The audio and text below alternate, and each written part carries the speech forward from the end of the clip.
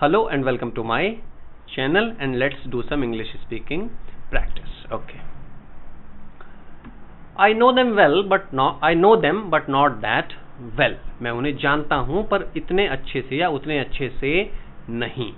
I also play guitar but not that well. मैं भी guitar बजाता हूँ पर इतना अच्छा या उतना अच्छा नहीं. तो इन दो सेंटेंसेस में क्या हो रहा है कि हम किसी से अपना जो स्किल है या जो अपना जो कहना चाहिए हमारे पास जो इन्फॉर्मेशन है या कुछ भी है उसको हम कंपेयर कर रहे हैं. तो यहाँ क्या हो रहा है कि आई नो देम, मैं उन्हें जानता हूँ बट उतनी अच्छी तरह नहीं जानता, यानी कि कोई और है जो उसे और अच्छी तरह से जानता है.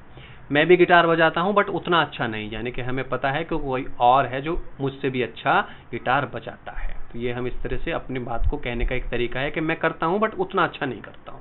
ठीक है. म्यूजिकल इंस्ट्रूमेंट के लिए जब हम यूज करते हैं वो होती है प्ले. तो play guitar, play flute, play harmonium, play tabla, play piano. तो उसके लिए वर्ब यूज करेंगे हमेशा play. He played a wonderful tune on guitar. उसने गिटार पर एक बहुत बढ़िया प्यारी धुन बजाई. ठीक है. तो म्यूजिकल इंस्ट्रूमेंट के लिए हमेशा यूज करते हैं verb play. Next two sentences में देखते हैं क्या हो रहा है. I can give you money but not that much. मैं तुम्हें पैसे दे सकता हूं बट इतने ज्यादा नहीं. तो यहां हमने यूज किया much. I have such dresses too. मेरे पास भी इस तरह की ड्रेसेस हैं but not that many. But इतनी ज्यादा नहीं. तो अब डिफरेंस समझते हैं much और many का. तो many को हम यूज करते हैं काउंटेबल नाउन्स के लिए. ऐसी नाउन्स या ऐसी चीजें जिनको हम काउंट कर सकते हैं, गिन सकते हैं. और मच को हम यूज करते हैं अनकाउंटेबल नाउन्स, यानी कि ऐसी चीजें जिनको गिना नहीं जा सकता. सो जैसे ड्रेसेस को हम गिन सकते हैं, दिनों को गिन सकते हैं.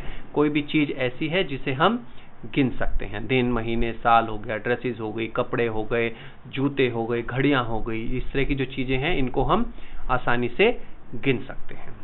ऐसी चीजें जिन्हें गिना नहीं जा सकता, जैसे हमारा गुस्सा, किसी की रेपुटेशन, पानी, नमक, इस तरह की चीजों को हम क्या कर सकते हैं, केवल या तो एक तरह अंदाजा लगा सकते हैं कम ज्यादा, या उनको हम तौल सकते हैं. ठीक है. तो मैनी जिनको गिना जा सकता है उनके लिए यूज करेंगे, और मच हम यूज करेंगे ऐसी चीजें जिनको हम गिन नहीं सकते. ठीक है. So I can give you money, मैं तुम्हें पैसे दे सकता हूं बट इतने सारे नहीं. I have time but not that much. मेरे पास समय है बट इतना सारा नहीं. तो अब हम समय को काउंट नहीं कर सकते हैं, हम समय को केवल बता सकते हैं कि कम, ज्यादा, थोड़ा, इस तरह से. तो ये डिफरेंस है मच और मैनी के यूसेज में. I also sleep early but not that early. मैं भी जल्दी सोता हूं बट इतनी जल्दी नहीं. I sometimes get up late but not that late. मैं कभी कभी देर से उठता हूं लेकिन इतनी देर से नहीं. तो यहां इसमें हम दो चीज समझ लेंगे.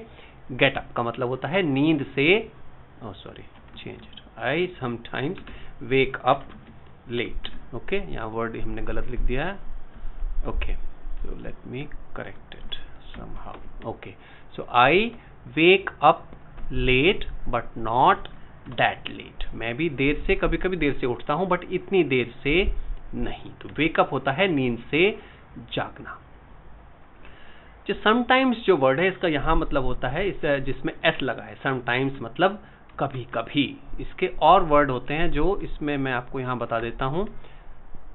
समटाइम्स. ओके. एक यहां इसमें वर्ड है समटाइम. तो ये इसका क्या मतलब है, आई नीड सम टाइम. मुझे थोड़ा सा समय चाहिए. ठीक है. I need some time. तो ये दो अलग अलग सेपरेट वर्ड्स हैं. समटाइम्स को हम लिखते हैं एक वर्ड, कभी कभी. ठीक है.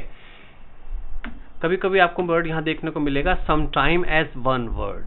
तो ये कहां यूज होता है, we will meet sometime next week. हम अगले हफ्ते किसी वक्त मिलेंगे, यानी कि कोई इंडेफिनिट, कोई भी अनिश्चित टाइम है जिसपे हम मिलने की बात कर रहे हैं. तो sometime one word, sometime two words, and sometimes. इनका डिफरेंस एक बार फिर मैं बता देता हूं. इस समटाइम का मतलब है वन वर्ड का पास्ट या फ्यूचर में कोई अनिश्चित समय. Let's meet sometime next month. तो अगले महीने किसी समय अब मिलते हैं. सम टाइम, जब दो वर्ड होंगे तो हो जाएगा थोड़ा समय. I need some time to think. Okay, so I need some time to think, यानी कि मुझे सोचने के लिए कुछ समय चाहिए. और समटाइम्स का मतलब है कभी कभी. I sometimes wake up late but not that late. मैं कभी कभी देर से उठता हूं बट इतनी देर से नहीं. I can drive fast. मैं तेज ड्राइव कर सकता हूं बट इतनी तेज नहीं. I walk slow. मैं धीमे चलता हूं बट नॉट दैट स्लो, यानी कि कोई और है वो आपसे भी ज्यादा स्लो चलता है. I go on vacation but not that often. मैं छुट्टियां मनाने जाता हूं बट इतनी जल्दी जल्दी नहीं, या इतनी बार बार नहीं. बट नॉट दैट ऑफन का मतलब हुआ कि इतनी जल्दी जल्दी या इतनी बार बार नहीं. तो कोई है जो बार बार छुट्टियां मनाने जाता है बट मैं उतनी बार छुट्टियां मनाने नहीं जाता हूं.